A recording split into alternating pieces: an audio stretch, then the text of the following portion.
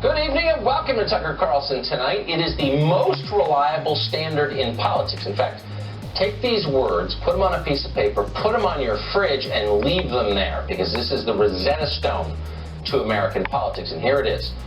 Whatever the left accuses you of is exactly what they're doing themselves every time. They'll scream at you for being a racist, and yet they're literally the ones imposing a system of inflexible racial discrimination on the entire country. They'll call you a fascist, even as they work to eliminate the First and Second Amendments. And of course, they regularly attack their opponents as sexist. Well, they protect actual rapists and abusers who are useful to them politically. They guarded Ted Kennedy's reputation for decades, even after he killed a woman. They ran Bill Clinton for president twice. Meanwhile, this just proves the theory right here, Clinton's wife has made a career out of calling other people sexist. Here's one among countless examples. I went to Beijing in 1995 and said women's rights are human rights and human rights are women's rights, and I believe that with all my heart. When I was Secretary of State, I put women's rights at the center of our foreign policy. And I went to 112 countries for all of you. I raised it in every country. I looked across the table at dictators and authoritarians and chauvinists and sexists and misogynists. Yeah, I did. And I raised it with every one of them. I stared down misogynists and lived to tell the tale. On one level, it's hilarious. Enjoy it. On another level, it's nauseating. It is the opposite of the truth. Hillary Clinton has spent her entire life closely connected to men who abuse women. Maybe that's why she feels the need to lecture you about feminism. It's a kind of projection. She gets to feel virtuous even as she does the very things she claims to hate. You'd really need to be Sigmund Freud to figure it all out. It's sick, but it's real. And tonight we have more detail on it. Excerpts from Ronan Farrow's new book were released today. The book is called Catch and Kill, and primarily it's about Harvey Weinstein and the many famous liberals who protected him. For years, it was an open secret that Weinstein abused women. In Hollywood, they laughed about it at award shows. Congratulations, you five ladies no longer have to pretend to be attracted to Harvey Weinstein. So they knew. That's beyond dispute. They knew. So why didn't they do anything to stop the abuse? Well, it turns out because people like Hillary Clinton helped Weinstein get away with it. Here's one example of it. In the summer of 2017, according to this new book, Ronan Farrow tried to schedule an interview with Hillary Clinton for another book he was writing about U.S. foreign policy. Hillary's publicist, a man called Nick Merrill, warned Farrow outright that a certain big story he was then working on was, quote, a concern for us. In other words, leave Harvey Weinstein alone. If you want to get what we've got, stop it. Stop bothering Harvey Weinstein. That was the message to Ronan Farrow from Hillary Clinton.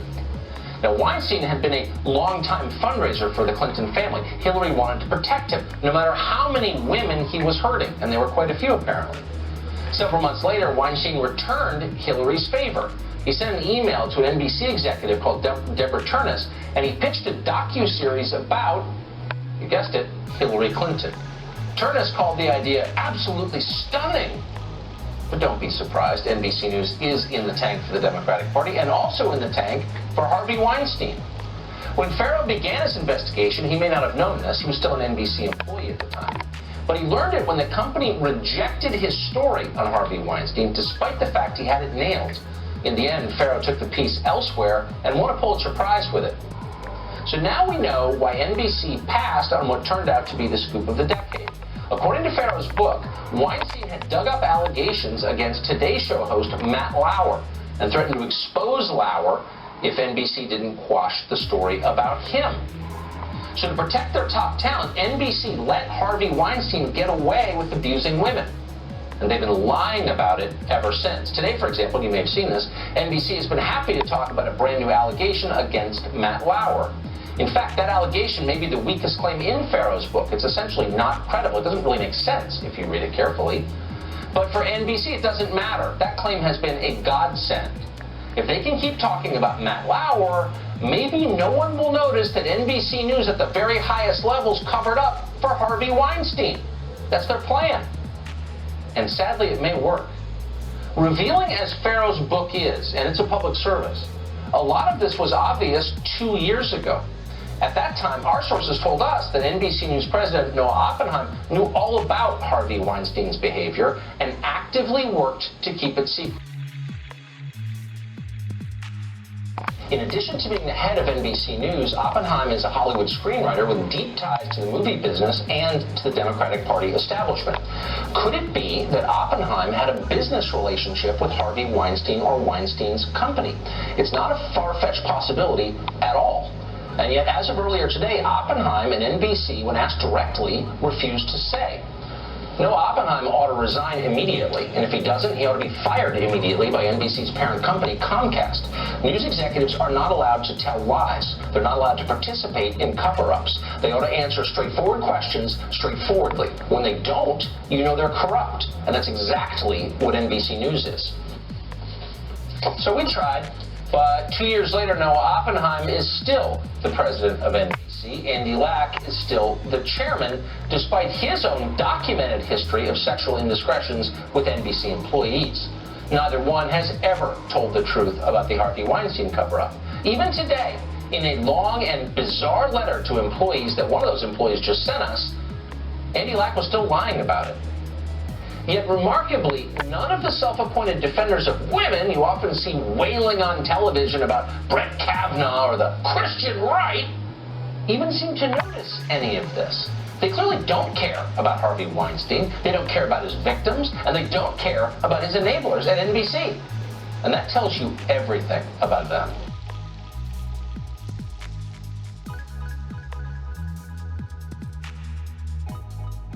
NBC News actively covered up Harvey Weinstein's abuse of women. That was clear months ago when the story first broke, and we told you about it then.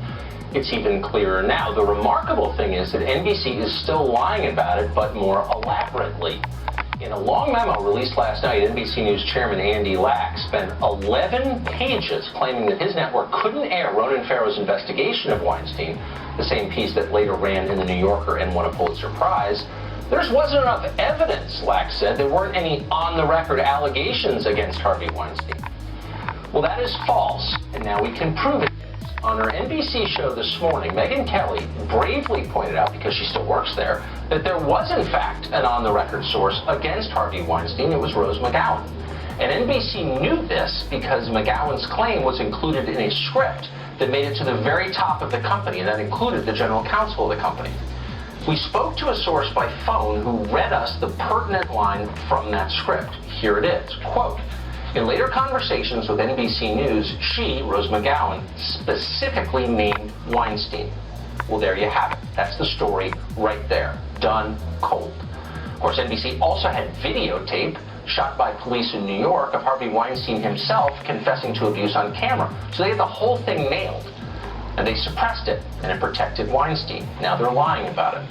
We probably shouldn't be surprised by any of this. NBC News also lied about the infamous Access Hollywood tape, which they leaked to the Washington Post on the eve of a presidential debate in order to influence the outcome of that debate and the election. And then to compound the crime, they fired and humiliated their own anchor, Billy Bush, for the crime of, actually, we're not sure what the crime was. But we do know that NBC lied to its viewers and to the rest of us throughout that whole episode. We've asked NBC repeatedly to account for it. How did a secretly recorded videotape that was their property get from their offices to the hands of NBC News chief Noah Oppenheim's college buddy, David Fahrenthold, at the Washington Post? We asked that question because transparency is at the heart of every legitimate news organization, but not at the heart of NBC. They won't answer our question. That's not surprising.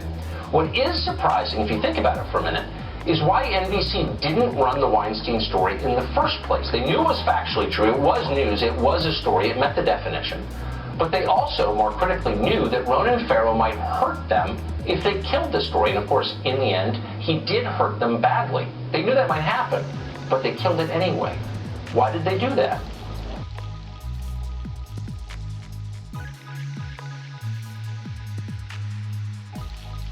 To investigate this question, and we did. We spoke to a number of people with direct knowledge of this story. And here's what we got. Harvey Weinstein had a long and documented history of using private investigators to unearth damaging information about people who threatened him.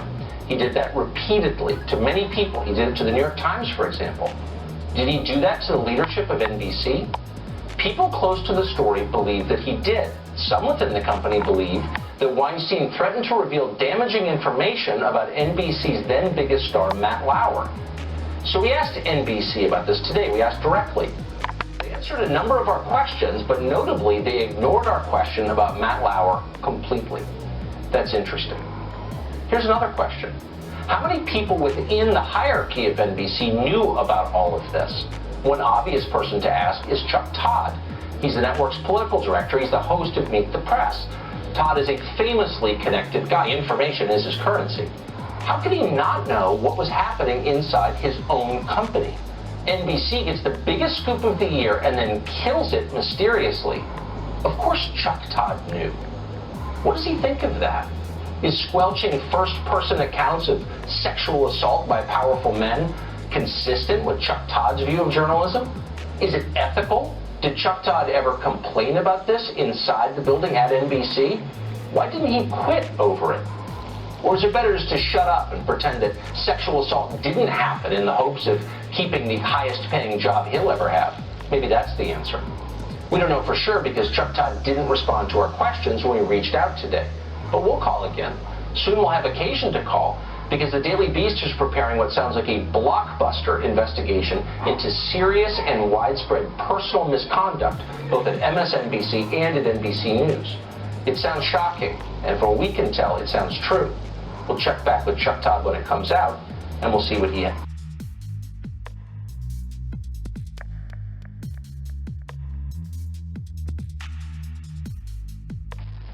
Mueller and Harvey Weinstein are set to team up for the first time since 2004's Fahrenheit 9/11 on a President Donald Trump documentary titled Fahrenheit 11/9.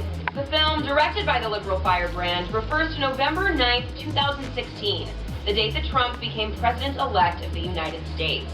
Moore said, "No matter what you throw at Trump, it hasn't worked. No matter what is revealed, he remains standing. Facts, reality, brains cannot defeat him. Even when he commits a self-inflicted wound, he gets up the next morning and keeps going and tweeting. That all ends with this movie."